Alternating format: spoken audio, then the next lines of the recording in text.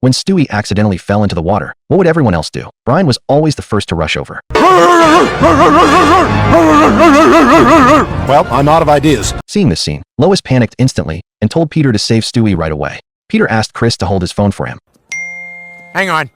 Respond with an eggplant emoji. By then, Stewie was about to sink to the bottom of the pool. Meg saw this and saved him just in time. Hey, check out the new edition. She's hot. Tank hot. The staff member, who heard the commotion, also rushed to the scene. He thanked Meg for defusing the crisis for the man and invited her to be a lifeguard at SeaWorld. As a lifeguard, Meg took her job extremely seriously, so much so that she even tested the pool water's pH with her mouth. Okay, pH a little high here. Meanwhile, Peter and his friends were playing a wrestling game in the pool. Peter even ran over to the kids' area. Dad! Oh my God, he's not breathing! Left with no choice, Meg had to perform CPR on him. Peter still showed no signs of response. Meg had to give him mouth-to-mouth resuscitation. Thanks to Meg's efforts, Peter finally came to his senses. The two stared at each other, overcome with awkwardness, to forget about the incident. The father and daughter agreed unanimously to keep it quiet, but reality dealt them a brutal slap in the face. We could just say this never happened, right? Because nobody even saw us. Ooh, they're all distracted. Other urban kids, this is our chance. As soon as Meg and Peter got home, the story hit the headlines in Quahog's local news. Some people thought it was unethical, while others argued it was just a simple act of saving a life. These comments were hard for the traditional-minded Lois to bear. This is insane. Yeah, when are people gonna grow up? Peter and Megan sitting in a tree. K-I-S-S. To clarify the whole story to the family, Meg and Peter called a family meeting. You Meg guys and I are in being love. Stupid. What? No, we're telling them that they're idiots and to cut it out. Right, that's what I meant. I'm not in love with Meg. I need to return a ring to Zales. Peter stopped breathing again. Lois urged Meg to resuscitate him once more, but Meg thought it was Lois' turn this time. Lois had absolutely no clue how to perform mouth-to-mouth resuscitation. After what happened last time, Meg was unwilling to do it again. Meg, please, this is our father. What's the big deal? You stick your tongue down Dad's throat, most natural thing in the world. Oh, look, a tie. Perfect.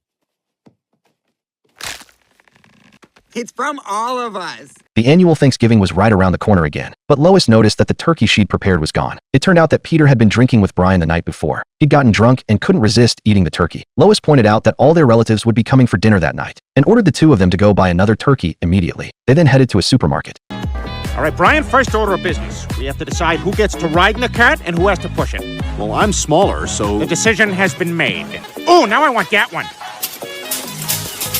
But when they reached the counter, they found the shelves completely empty. The clerk told them that the mayor had bought the last turkey. Helpless, the two had to drive to a more distant town. This time, they went to a supermarket 60 kilometers away from home, and there was exactly one turkey left on the shelf. After walking out of the store, Peter spotted a basketball hoop nearby. He grabbed the turkey and slammed it through the hoop in a powerful dunk. Seeing how unreliable Peter was, Brian decided to take charge of the turkey himself, with Peter driving on the way back. But Peter was incompetent at everything he did. He stepped hard on the gas pedal and drove the car straight into the river.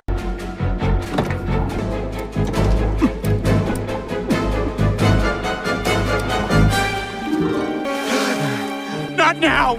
Not like this!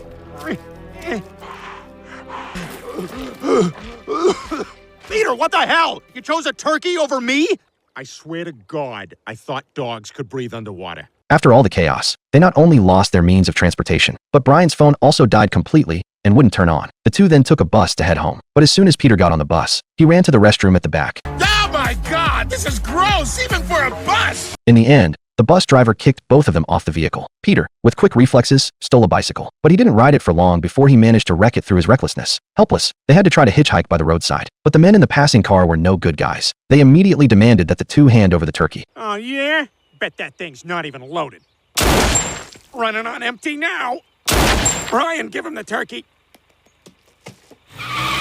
They trudged back home empty-handed. Suddenly, they spotted a zoo by the side of the road. Peter figured they could steal a turkey from there. What followed was a thrilling, heart-pounding chase. Halfway through, Brian accidentally fell into the lion enclosure. Fortunately, Peter saved him by using a flamingo as a distraction. In the end, through their joint efforts, they managed to catch a turkey. The two made their way back home. Lois immediately told Peter to kill the turkey for dinner. Peter patted his chest and assured her that this trivial task would be no problem for him. He then took the turkey to the backyard, picked up a golf club, and was about to put the turkey out of its misery. But in the end, Peter just couldn't bring himself to kill the turkey.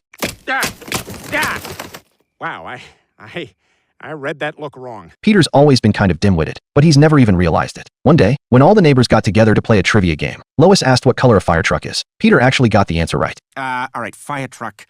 What color are those red fire trucks? God, I can picture them now, all red and everything. That's right, Peter. But only because he'd watched a National Geographic episode about fire trucks the day before. Thanks to Lois deliberately cutting him some slack, Peter won the game in the end. Good night, morons. You ever stop and think, wow, I'm married to that guy? I'm a tumor, I'm a tumor. I'm a tumor, I'm a tumor, I'm a tumor. From that moment on, Peter started acting like he was some big winner. He even began complaining that Lois' cooking was totally inedible. Brian chewed him out for being such a jerk, but Peter didn't listen to a word he said. Brian figured the best way to shut Peter up was to keep him busy. So he talked Peter into taking the MacArthur Genius Grant exam, hoping Peter could actually pull off a win and score that $500,000 prize. Peter signed up for the test. The catch? While everyone else brought calculators as their aides, Peter showed up with a classically trained vocalist who graduated from Berkeley. A cow says... Of course. After the exam, Peter got his results back. He took them straight to Brian to show off. Peter, according to this, you're not a genius. In fact, you're mentally retarded. When Peter found out he was intellectually challenged, his whole world turned upside down. Sorry, retarded. Oh, that's okay then. Don't know any better. Oh, bless your heart. One day, the Griffins walked into a restaurant for dinner. As soon as Peter ordered soup, the restaurant staff went into overdrive. They specially brought Peter a helmet and a pair of floaties. Peter could sort of wrap his head around the helmet. But the floaties? He had absolutely no clue what they were for. These water wings didn't help at all. This silly incident opened up a whole new world for Peter. He decided he was going to use his intellectual disability as an excuse to do whatever he wanted. Lois, you look worse than that Rocky Dennis kid from Mask. Rocky, can I touch your face? Of course, Diana. Oh, God. Oh, God. What is this? You're a monster. I'm beautiful on the inside. Yeah, but Rocky, there's a limit.